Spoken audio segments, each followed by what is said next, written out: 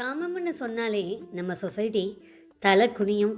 ஏன்னா இப்போ அந்த அளவுக்கு அருவருக்கத்தக்க வகையில் காமம்னு ஒரு வார்த்தையை அசிங்கப்படுத்தி வச்சிருக்காங்க. ஆனால் 2000 வருஷ காலத்துக்கு முன்னாடி நம்ம திருவள்ளுவர் அதை ஒரு முழு அதிகாரமாக எழுதியிருக்காரு. அதில் அசிங்கம் இல்லை, வெளிப்படையாகவும் இல்லை. ஆனால் படிக்கிறவங்க மனசு முழுக்க ஆக்கிரமிப்பு செய்யும். அந்த காமம் உடம்புல இல்லை, பார்வையிலும் இல்லை, அது மௌனத்தில், அது இரவில். அப்படிப்பட்ட திருக்குறளை நம்மகிட்ட கொடுத்தவர் தான் திருவள்ளுவர். நாம இன்னைக்கு பார்க்க போறது குறளில் காமம். ஆனா அது நீங்க நினைக்கிற மாதிரி இல்லை. அறம் பொருள் ரெண்டும் இருந்தா காமம் அவசியம் தானே. வள்ளுவரையா எழுதுந்து உடல் அளவு காமம் இல்லை, அது சொல்லாமலே சொல்லும் காமம். 25 அதிகாரங்கள், ஒவ்வொரு அதிகாரத்திலையும் 10 குறள். ஆனா வள்ளுவர் இதுல எங்கேயும் ஒரு அசிங்கமான வார்த்தையை கூட எழுதல. ஆனா அவர் காதலை பார்வையில் சொல்றார், மௌனத்தில் சொல்றார். திருப்பியும் நமக்கு அறிவுறுத்துக்கிட்டே இருக்கிற ஒரு விஷயம் அப்படின்னா, காதல் என்பது உடல் ஈர்ப்பு இல்லை, அது மனதில் இருக்கும் அன்பு. காதலர்கள் பேசாம இருந்தாலும் கண்கள் பேசும். முதல் தடவையா பார்க்குறாங்க, பேச்சு இல்லை, ஆனா இதய துடிப்பு அவர்களை ஒன்றிணைக்குது. அவள் என்னை பார்த்த அந்த முதல் பார்வை என் உயிரையே ஒட்டுமொத்தமாக ஈர்த்து விட்டது, மாற்றி விட்டது.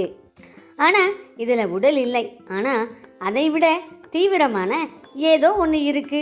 காதல் முதலில் கண்களில் பிறக்கும், இதயத்தை மெல்ல களவு கொள்ளும், இன்ப துன்பங்களில் இணையாய் நிற்கும், தன்னால் எழாவிட்டால் போராடி பார்க்கும், ஒருவேளை தோற்றுவிட்டாலும் கூட கண்ணீர் வடிக்கும். இன்று ஒரு நாள் மட்டுமல்ல, காலம் முழுக்க நினைவோடு போராடும், சித்தமும் காத்திருக்கும். வள்ளுவரின் 3வது காமத்து பாலில் தனிமை பற்றி நிறைய சொல்லியிருக்காரு. என்ன தெரியுமா? தனிமைதான் ஒரு வலியை உணர வைக்கும், இரவுதான் வலியை வெளிப்படுத்துமாம். பகலில் மனசு ஸ்ட்ராங்கா, இரவில் மனசு ரொம்ப லேசா. அவனோ அவளோ பிரிந்த பிறகு இரவு ரொம்ப நீளமாகிறது. இது சாதாரண வரி இல்லை, மனதின் அழுத்தம், மனதின் சுமக்க முடியாத பெருவழி. வள்ளுவரோட பொருட்பாக்கல்ல வலிக்கு மிக முக்கியத்துவமான இடம் இருக்கு. காதலில் வலி என்பது உடல் காயத்தை விட மிகவும் மோசம். அவனோ அவளோ போன பிறகு என் உடலில் உயிர் இல்லை. இது காதல் செத்து விட்டால் உடலை குணமாக்கி காட்டுகிறது. இது உடலால் இல்லை, பிரிவால். வள்ளுவர் எல்லா விஷயத்தையும் டைரக்டா சொல்லியிருப்பார் அப்படின்னு நினைக்கிறீங்களா? எல்லா விஷயங்களுக்குமே ஒரு சிம்பிள் யூஸ் பண்ணுவார். மலை, காற்று, மழை, நீலா. இப்போ எல்லாம் உங்களுக்கு ஒரு பாட்டு நிச்சயமாக ஞாபகத்துக்கு வந்திருக்கணும்.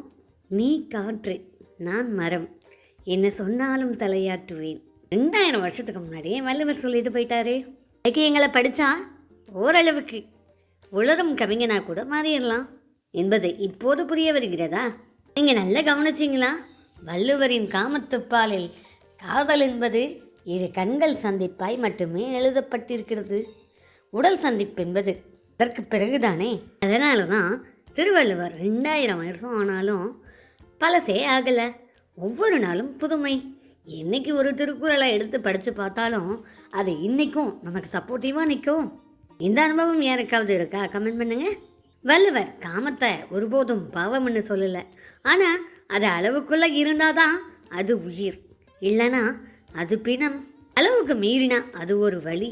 காதல் என்பது உடலை தாண்டிய மன இணைப்பு. சில இடத்துல காதல் பேசாது, ஆனால் மனசு பேசும். உதாரணத்துக்கு சொல்ல போனால், ஏதோ ஒரு திசையில் இயங்கிட்டு இருப்பாங்க, ஆனால் அவங்களோட சேம் திங்கும் இவங்களோட திங்கும் சேமாக இருக்கும். என்னோட பள்ளி காலங்களில் நான் படித்ததுண்டு. திருக்குறளில் நற்றிணை, குறுந்தொகை அப்படின்னு சொல்லிட்டு எல்லா இலக்கியங்கள்லையுமே தலைவனும் தலைவியும் பார்க்க முடியாத சூழலில் பிரிஞ்சிருப்பாங்க. அப்படி இருந்தாலும் கூட தலைவி சாப்பிடும்போதும் தலைவன் சாப்பிடும்போதும், ஐயோ என் தலைவன் சாப்பிட்டானோ இல்லையோ தெரியலையே, அவனுக்கு இந்த மாதிரியான உணவு கிடைச்சதோ இல்லையோ, கடவுளே, பிரபஞ்சமே, என்னோட வாழ்க்கை துணைக்கு, என்னோட காதலுக்கு இன்றைக்கி நீங்கள் பசியை போக்குங்க. இதை விடவும் சிறப்பான உணவு நீங்கள் என்னோட காதலுக்கு கிடைக்கிற மாதிரி, என்னோட வாழ்க்கை துணைக்கு கிடைக்கிற மாதிரி நீங்கள் செய்யணும் அப்படின்னு பிரார்த்தனை பண்ணிப்பாங்களாம். ஒருவரை ஒருவர் எந்த இடத்துலையும் தாழ்த்தினதும் இல்லை, விட்டு கொடுத்ததும் இல்லை. ஒருத்தர் தாழ்த்தும் போது தான் இன்னொருத்தர் ஒருத்தரை ஒரு இடத்துல விட்டு கொடுக்க வேண்டிய சூழல் வருது. இதையெல்லாம் 2000 வருஷத்துக்கு முன்னாடியே ஒரு கவிஞன் புரிஞ்சுக்கிட்டான் அப்படின்னு சொன்னால் உங்களுக்கு கேட்குறதுக்கும் கொஞ்சம் ஆச்சரியமாக இருந்தாலும் நிச்சயமாக நீங்கள் நேரம் கிடைக்கும்போது அந்த திருக்குறள்களை ஒவ்வொன்றா ஒரு நாளைக்கு தெளிவுரையோட படித்து பாருங்கள். காதல் மேலேயும் காமத்து மேலேயும் பெரிய மரியாதையே வந்துடும். ஆனால் இப்போ எல்லாம் ஏன்னு தெரியலை, காதும் கூசுது கண்ணும் கூசுது. கொஞ்சம் மாறினா நல்லா இருக்கும். மாற்றத்தை எதிர்பார்த்து காத்திருப்போம். ஆனால் எப்பயுமே ஒரு குட்டி ஸ்டோரியோட நம்ம வீடியோ முடியும்ல. இன்றைக்கி குட்டி ஸ்டோரி இல்லைன்னா எப்படி? நம்ம குட்டி ஸ்டோரியில் இன்றைக்கி ஒரு குட்டி கிராமம். ஒரு கிணற்றருகே ஒரு பெண் தண்ணி எடுக்கிறா. அவள் கையில் தண்ணீர் குடம் இருக்கிறது. தண்ணீர் குடத்தை தாங்கிக் கொண்டு சாலை வழியே நடந்து சென்று கொண்டிருக்கிறாள். ஆனால் அவன் வந்த உடனே அவள் குடத்தை கீழே வைக்க கூட மறந்து விடுகிறாள். கஷ்டப்பட்டு இறைச்ச தண்ணீரை பைப்பில் தோம்னு கீழே போட்டுருது. இப்போ இருக்கிற தண்ணீர் பஞ்சத்தில் ஒரு குடம் தண்ணி மொத்தமாக போச்சுங்க. அந்த பையனுக்கோ தண்ணி தாகம் இருக்கு, ஆனால் தண்ணீர் குடிக்கலை. அந்த மாலை பொழுது இருவரும் வீட்டுக்கு போகிறாங்க. ஒரே மாலை, ஒரே இரவு, ஒரே நிலா. ஆனால் 2 பேருக்கும் தூக்கம் இல்லை ஒரே மாதிரி. ஆனால் 2 பேரும் வேற வேற பக்கம் இருக்காங்க. இதற்கு பேர் தான் காதல் காமம் என வள்ளுவர் சொல்லுகிறார். வள்ளுவர் எவ்வளோ அழகா காதலில் இருக்கும் காமத்தை நாகரிகமாக வெளிப்படுத்தியிருக்காரு.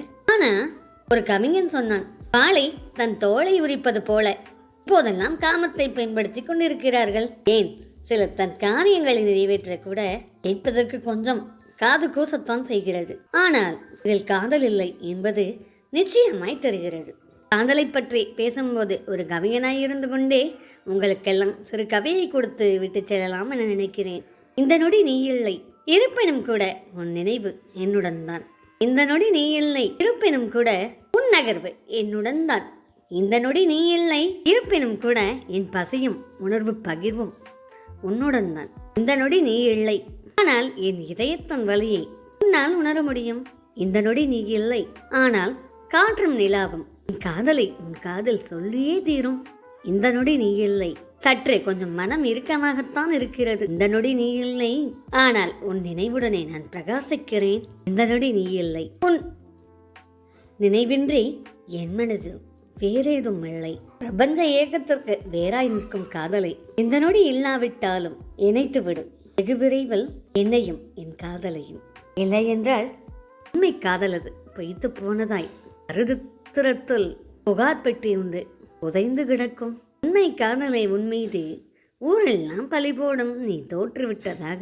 இதனால் தயவு செய்து சொல்கிறேன், இன்னும் கொஞ்சம் காலமாயினும் கூட நிச்சயமாய் என்னுடனே இணைத்து விடும் காதலை மட்டும். இந்த கவிதை உங்களுக்கு பிடிச்சிருக்கா? இந்த கதை வள்ளுவர் சொன்ன காமம் எல்லாமே உங்களுக்கு பிடிச்சிருக்கா அப்படின்னா இந்த வீடியோவுக்கு ஒரு லைக் போட்டு வள்ளுவரோட காமத்தை பற்றியும் இந்த கவிதையை பற்றியும் நீங்கள் என்ன நினைக்கிறீங்க அப்படின்னு கமெண்ட் போடுங்க. நம்ம தேநீர் கதைகள் தோழி தமிழ் சோஷியல் வெப்புக்கே நீங்கள் பெரிய ஆதரவு கொடுத்துட்ருக்கீங்க. அதுக்கு எல்லாமே நன்றின்னு ஒரு வார்த்தையை சொல்லி என்னால் ஈடுகட்ட முடியாது. நிச்சயமாக நம்ம சேனலோட வளர்ச்சி சமூகத்துக்கான ஒரு பெரிய மாற்றத்தை கொண்டு வரும்.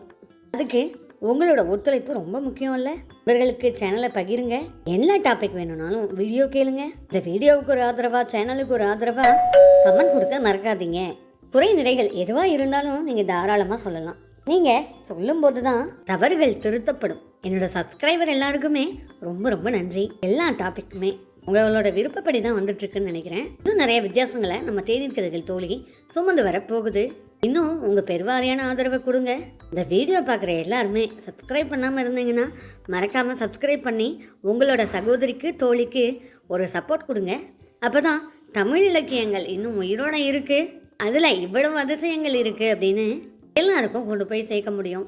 எல்லாருமே ஒரு ஹெல்த்தை பார்த்துக்கோங்க. மேலும் ஒரு சிறந்த வீடியோவில் உங்களை சந்திக்கும் வரை உங்களிடம் வந்து விடைபெறுவது உங்கள் அன்பு தோழி தேநீர் கதைகள் தோழி தமிழ் சோஷியல் ஹப்.